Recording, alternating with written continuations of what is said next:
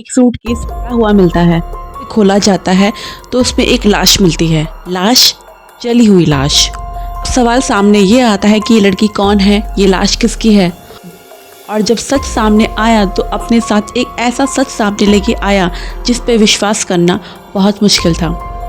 2 नवंबर 2023 UP के बागपत के सिरसाना गांव में सुबह के समय एक ऐसी वारदात होती है जिससे आसपास के लोग हिल जाते हैं।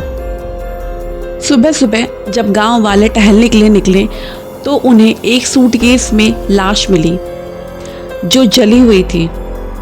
सुबह सुबह जब लोग टहलने के लिए बाहर निकले और जब उन्होंने ये मंजर देखा तो उन्होंने तुरंत पुलिस को फ़ोन किया। पुलिस मौके वारदात पर पहुंची। पुलिस ने लाश को पोस्टमार्टम के लिए भेजा और इसी के साथ पुलिस ने आसपास के लोगों से पूछना शुरू किया, लेकिन इस बारे में वहाँ के लोग कुछ नहीं जानते थे। और ना सिर्फ वहाँ के लोग, उस एरिया के लोग, बल्कि आसपास के इलाके के लोग भी सूटकेस या किसी लड़की की गुमशुदगी के बारे में नहीं जानते थे। और उस लड़की की पहचान लगाना बहुत मुश्किल था क्योंकि लाश जलने से उसका चेहरा काफ़ी हद तक, काफ़ी ज़्यादा ख़राब हो चुका था।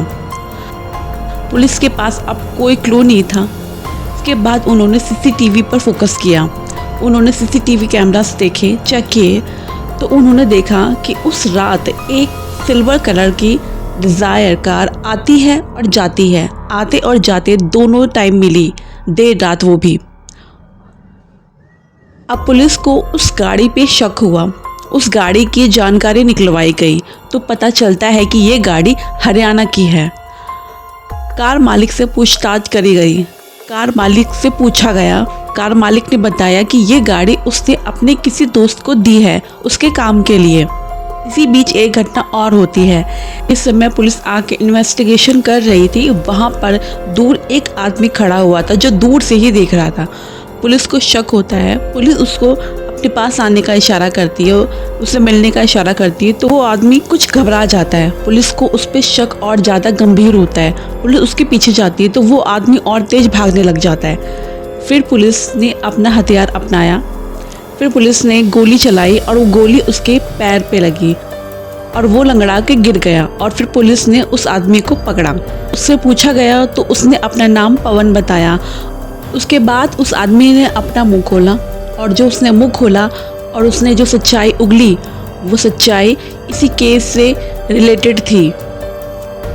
वो इस बॉडी को भी जानता था, इस सूटकेस को भी जानता था, क्योंकि इस सूटकेस का अंजाम करने वाला वो खुद ही था। उसने बताया कि ये लड़की मनीषा है, मनीषा चौहान, जो नोएडा में रहती है अपने भाई भाभी और माँ के साथ। पवन ने बताया कि मनीषा चौहान एक बहुत ही अच्छे खासे परिवार से ताल्लुक़ रखती थी और उसका ये कत्ल प्रॉपर्टी के ही लालच में हुआ है। मनीषा और उसके भाई दोनों के ही नाम पे एक 5 करोड़ की जॉइंट प्रॉपर्टी थी, जिसमें उसका भाई ये चाहता था कि उसके बहन सारी प्रॉपर्टी उसके नाम कर दे, लेकिन मनीषा उस पर एग्री नहीं थी। वो ऐसा नहीं करना चाहती थी। भाई बहन की इस एक जॉइंट प्रॉपर्टी पे उसका भाई और उसकी भाभी दोनों कब्जा करना चाहते थे। भाई भाभी का इरादा था कि मनीषा को संपत्ति से बेदखल कर दे और इसी कारण ही मनीषा का कत्ल हुआ। यानी कि ये कत्ल प्रॉपर्टी के लालच में हुआ है, ऐसा पवन ने बताया। लेकिन ये आधा सच था, आधा सच अभी बाकी है। दरअसल पवन जो अभी पकड़ा गया था पुलिस के हाथों, पवन और मनीषा की भाभी शिखा का आपस में प्रेम संबंध था। वही पवन जो भाई भाभी और प्रॉपर्टी कत्ल का राज खोल रहा है। लेकिन मनीषा अपनी भाभी शिखा और पवन की सच्चाई जानती थी और उसने आपत्तिजनक स्थिति में भी उनको देखा है। मनीषा ने अपने भाभी के खिलाफ रिकॉर्डिंग, स्क्रीनशॉट, वीडियो कॉल के शॉट्स वगैरह एज अ प्रूफ रखे थे, उनके खिलाफ सबूत रखे थे। मनीषा ने बोला कि अगर आप मेरे साथ कुछ करोगे या मुझे प्रॉपर्टी को लेके कुछ मुझे परेशान करोगे तो मैं ये सारे प्रूफ मैं भाई को दिखा दूंगी, फैमिली को दिखा दूंगी, घर वालों को दिखा दूंगी। अब मनीषा की भाभी यानी शिखा ये समझ गई थी कि मनीषा उसका ये राज कभी भी खोल सकती है। और फिर शिखा ने मनीषा के कत्ल की डबल प्लानिंग करी। वो कहते हैं ना, एक तीर 2 निशाने। तो यहाँ निशाना एक था लेकिन तीर दोनों साइड से थे। आइए जानिए कैसे। एक तरफ तो उसने अपने पति को समझाया कि प्रॉपर्टी के पेपर्स तुम्हें नहीं देगी, 5 करोड़ की प्रॉपर्टी पे साइन कभी नहीं करेगी, वो तुम्हें कुछ नहीं देगी, कोई हेल्प नहीं करेगी। उसे अपने रास्ते से हटाना ही एक इकलौता तरीका है। दूसरी तरफ उसने अपने आशिक, अपने प्रेमी पवन को बताया कि मनीषा को हमारे रिश्ते के बारे में सब कुछ पता चल गया है और वो कभी भी हमारी पोल खोल सकती है या आगे चल के हमें ब्लैकमेल कर सकती है। ऐसे में उसकी जान लेना, उसको अपने रास्ते से हटाना बेहद ज़रूरी है। शिखा ने अपने आशिक पवन को अपने पति से एक झूठी पहचान से मिलवाया और फिर इन्होंने तीनों ने मिलके एक मास्टर प्लान बनाया मनीषा चौहान के कत्ल का। इसने अपने पति और अपने आशिक दोनों को राजी कर लिया और फिर इन्होंने जो प्लान बनाया वो ये था, 1 नवंबर को मनीषा के साथ मिलकर दोनों भाई भाभी ने खाना खाया और इन्होंने खाने में कुछ ऐसी दवाई, नशीली दवाई मिलाई थी। खाना खाने के बाद मनीषा को जैसे बेहोशी आने लगी और फिर वो बेहोश हो भी गई। और जैसे वो बेहोश हो गई तो मनीषा का भाई आया और कपड़े से उसका गला घोंट के उसको मार दिया। उसके बाद लाश को ठिकाने लगाने के लिए उन्होंने सूटकेस निकाला और सूटकेस में मनीषा की लाश को रखने लगे। जब सूटकेस में मनीषा की लाश को डाल रहे थे तो मनीषा की लाश प्रॉपरली आ भी नहीं रही थी, तो उन्होंने उसकी हड्डियां तोड़ी, मनीषा की हड्डियां तोड़ी ताकि वो लाश जो है वो आसानी से सूटकेस में फिट हो जाए। उसके बाद उन्होंने उस लाश को, उस सूटकेस भरे लाश को उठाया, पवन की गाड़ी में डाला और दूर ले जाने का फैसला किया। उन को डर था कि अगर उन्होंने ये सूटकेस को कहीं आसपास फेंक दिया तो कहीं उनका ये राज पता ना चल जाए और उनके पोल ना खुल जाए, वो पकड़े ना जाएं।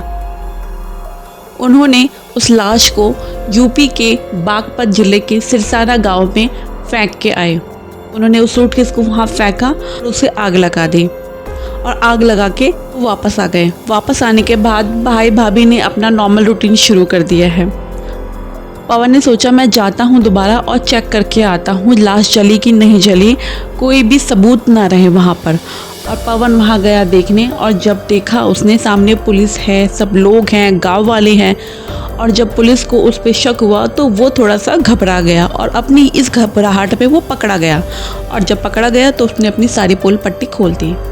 लेकिन पोल पट्टी सिर्फ इतनी नहीं थी, आगे की ये भी कहानी थी जो बाद में पता चली। मनीषा के परिवार के ही एक भाई हैं जो मनीषा के साथ एक अच्छा रिश्ता रखते थे। उनको शक हुआ कि कई दिनों से मनीषा दिखी नहीं है। उन्होंने मनीषा के ऑफिस में भी, ऑफिस की एक दोस्त थी, से पूछताछ करी तो उसने बताया कि भैया यहाँ काफ़ी दिनों से मनीषा नहीं आ रही। जब वो उसके भाई भाभी के पास गया तो उन्होंने कहा हमें नहीं पता। उसके बाद उस भाई ने पुलिस के पास गए और वहाँ पे कंप्लेंट दर्ज कराई मनीषा के भाई भाभी के खिलाफ।